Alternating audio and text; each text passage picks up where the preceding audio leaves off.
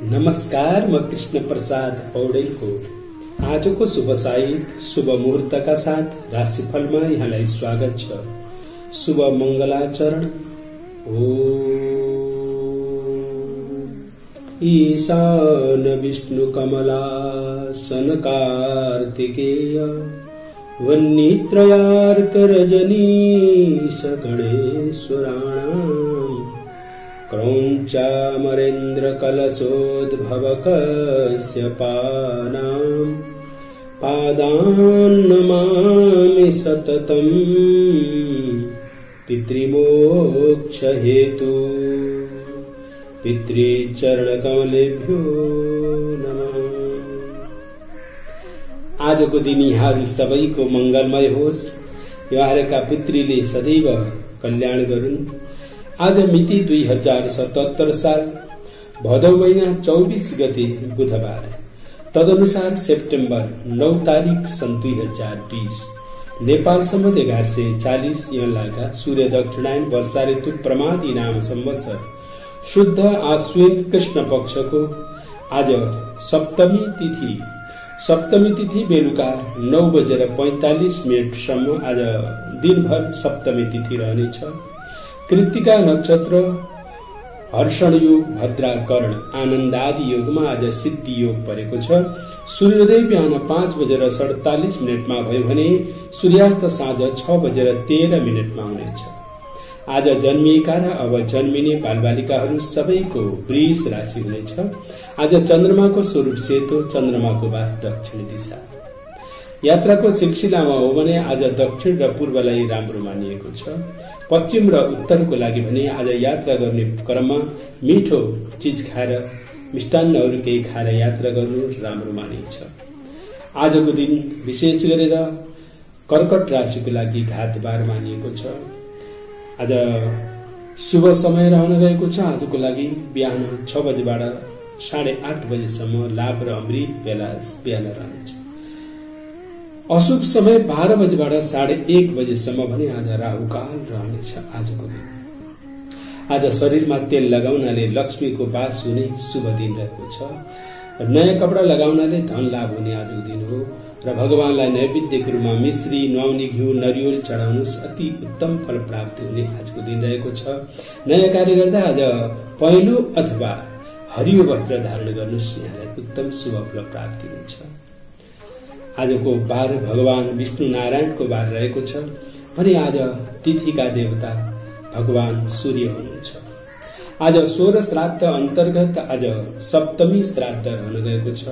आज सप्तमी श्राद्ध हो भने आज महालक्ष्मी व्रत समाप्तिको दिन पनि आज रहेको छ। आज सप्तमी श्राद्ध यदि यहाँले गर्नुभयो भने सप्तमी श्राद्धको विशेष महत्वपूर्ण फल शास्त्रमा वर्णन गरिएको छ। पितृहरू श्रेष्ठ पदमा पुग्ने र पितृहरूले सन्ततिहरूलाई राम्रो गराउने, पद प्रतिष्ठा बढाउने दिव्य कृपा आशीर्वाद पितृको प्राप्ति हुन्छ आजको दिन सप्तमी श्राद्ध गर्नाले। आज महालक्ष्मीको व्रतको समाप्तिको दिन छ। भगवती महालक्ष्मीलाई दिव्य आराधना गर्नुस्। पूजा गरेर पूर्ण पात्र गाईदान आदि गरेर महालक्ष्मीको पूजाको आज साङ्गताको दिन रहन गएको छ। भगवती महालक्ष्मीलाई श्रद्धा भक्ति प्रेम स्मरण गर्नुस्। महालक्ष्मीलाई आज स्मरण गरेर कमलको फूलको स्मरण गरेर भए कमलको फूल चढाउनुस्, नभए कमलको फूल भनेर अरू फूललाई चढाउन सक्नुहुनेछ। भगवती महालक्ष्मीलाई कमलको फूल अति नै प्रिय हुन्छ र कमल सृष्टि भन्दा पनि पूर्वै यो कमलको सृष्टि भएको थियो। भगवान नारायणको नाभि नाभिबाट कमल उत्पत्ति भयो। त्यसमा ब्रह्माजी उत्पत्ति हुनुभयो। त्यसै ब्रह्माजीले बल्ल यो संसार बनाउनु भयो। संसार बन्नुभन्दा पूर्वै कमलको उत्पत्ति भएको छ। त्यसो हुनाले कमलको विशेष महत्व रहन गएको छ। माता लक्ष्मी कमलमा बस्नुहुन्छ। ओम महालक्ष्मी नमः। महालक्ष्मी माताको दिव्य दिन यहाँहरू सबैको मंगलमय होस्। माता लक्ष्मीले र पितृहरूले आज यहाँलाई सदैव मंगल गरून्। प्रस्तुत छ मेषादि 12 राशिको राशिफल। मेष राशि समय तपाईको लागि भने राम्रो ग्रहहरू चलिरहेको छ। आज ठूला ठूला व्यक्तिसँग घुलमिल हुने समय चलेको छ। समय राम्रो देखिएको छ। आज चारित्रबाट तपाईले सोची आँटेका काम पूरा हुने, भौतिक सुख सुविधाहरू पनि प्रशस्त मिल्ने, धर्म कर्ममा पनि गहिरो अभिरुचि हुने, कुनै शुभ कार्यमा शरीक हुने अवसर ग्रहले जुराएको छ।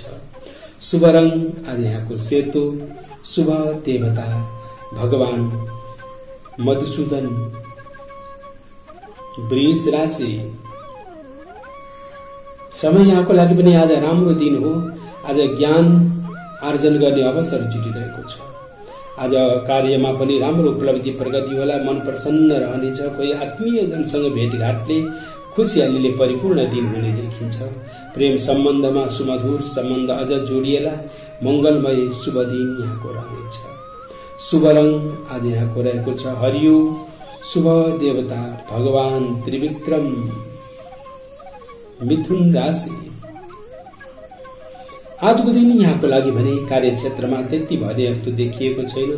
केही न केही अप्ठ्यारो पर्न सक्ने सम्भावनाको दिन छ। सावधानी भएर काम गर्नुहोला।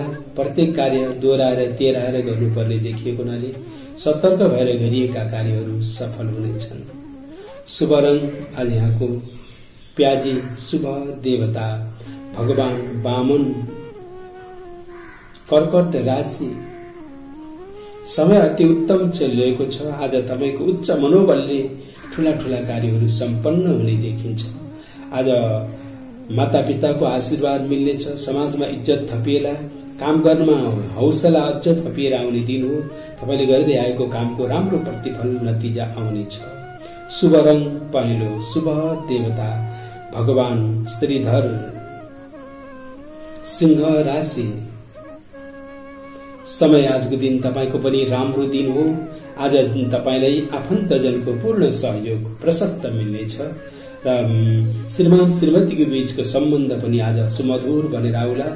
समस्याहरू स्वतः हटेर जाने र आज उपलब्धिहरू हासिल हुने दिन हो। मंगलमय शुभ दिन व्यतीत हुनेछ। शुभ रङ आज यहाँलाई हल्का रातो, शुभ देवता भगवान ऋषिकेश। कन्या राशि, समय आजको दिन तपाईको पनि राम्रै देखिएको छ। मध्यम रूपमा ग्रहहरू छन् तपाईको। कुनै काममा राम्रो प्रतिफल आउला, कुनै कुनै काम भने ढिला सुस्ती हुने देखिन्छ। केही अप्ठ्यारो हुन सक्ने दिन हो, तर मेहनत र परिश्रममा भने तपाई आज पूर्ण सफल हुनुहुनेछ। परिश्रम गर्न पछि नहट्नुहोस्, तपाईको दिन फलिफाप हुनेछ। शुभ रङ आज यहाँको खैरो, शुभ देवता भगवान पद्मनाभ। तुला राशि, समय आजको दिन ग्रह गोचरहरू के प्रतिकूल स्थितिमा ग्रहहरू देखिएका छन्। आफन्त घर परिवारमा कसैको स्वास्थ्य अलिकति प्रतिकूल हुन सक्छ, बिग्रिन सक्छ। खर्चिलो दिन, झन्झटिलो दिन छ। हरेक क्षेत्रमा ख्याल गर्नुहोला। कुनै पनि काममा हेलचेक्राइ नगरिकन धैर्यतापूर्वक काम गर्नु। जे छ रमाउनुहोस्, त्यसैमा खुसी हुनु। यहाँलाई उत्तम हुने ग्रह गोचर देखिएको छ। शुभ रङ आज यहाँको रहेको छ खरानी रङ, शुभ देवता भगवान दामोदर। वृश्चिक राशि, समय तपाईको लागि भने राम्रो दिन हो। आज पारिवारिक जीवनमा खुशियाली छाउला। गरिएको मेहनतको राम्रो प्रतिफल आउला। शरीर फुर्तिलो चंगा हुनेछ भने आजको दिन तपाईले गर्दै आएका काममा राम्रो प्रतिफल सफलता हात पर्ने शुभ दिन रहेको छ। शुभ रङ आज यहाँको पहेँलो, शुभ देवता भगवान केशव। धनु राशि, समय यहाँको लागि पनि राम्रो दिन हो। आज तपाईले आज केही न केही महत्वपूर्ण कार्यहरू सफल गर्न सक्नुहुनेछ। ग्रहहरू राम्रा छन्, जसकारणले तपाईलाई आज राम्रो अवसरले साथ दिनेछ। मिठो मिठो भोजनको अवसर मिल्ला, राम्रा काम गर्ने अवसर मिल्नेछ भने आज मनमा उत्साह र उमंग जाग्ने शुभ दिन रहेको छ। शुभ रङ आज यहाँको पहेँलो, शुभ देवता भगवान नारायण। मकर राशि, समय यहाँको लागि पनि राम्रो दिन हो, तर 7.5 शनि ग्रह छ। अलिकति सावधानी अपनाउनु होला। मिश्रित फल प्राप्ति हुने दिन हो। कसैलाई भने आजको दिन भने भन्दा राम्रो हुने, कसैलाई भने केही प्रतिकूल दुःख पनि हुन सक्छ। सतर्क भएर काम गर्नुभयो भने राम्रो सफलता हात पर्नेछ। आज तपाईको शुभ रंग यहाँको आज खैरो, शुभ देवता भगवान माधव, कुम्भ राशि। समयले आजको दिन यहाँको लागि भने त्यति भर पर्दै देखाएको छैन। कुनै कुनै ग्रहहरू बिग्रिएका हुनाले कसै कसैसँग हल्का मतभेद हुन सक्छ। बोल्दा काम गर्दा धैर्य भएर काम गर्नुहोला। सतर्क भएर गरिएका कार्यहरू मात्रै सफल हुने आजको ग्रह गोचर देखिएको छ। शुभ रंग आज यहाँको प्याजी, शुभ देवता भगवान गोविन्द। मीन राशि। समय आजको दिन ग्रह गोचर यहाँको लागि राम्रा ग्रहहरू छन्। तपाईले आज राम्रो प्रगति, उन्नति, सफलता हात पार्नुहुनेछ। गर्दै आएका काम पनि तपाईको राम्रो रहने देखिएको छ। चारैतिरबाट भने जस्तो शुभ दिन आज यहाँको रहनेछ। शुभ रंग यहाँको आज पहेँलो, शुभ देवता भगवान विष्णु। हवस् त प्रिय दर्शकवृन्द, आजको दिन यहाँहरू सबैको सुखद बनोस्, मंगलमय होस् भन्दै आज 16 श्राद्ध रहेको छ। अतः यो 16 श्राद्धमा केही न केही पितृका बारेमा चिन्तन मनन गर्नु नै मलाई उपयुक्त लागिरहेको छ। 16 श्राद्धमा विशेष गरेर यो महत्त्वपूर्ण तिथि रहन गएको छ। 16 श्राद्धमा विशेष गरेर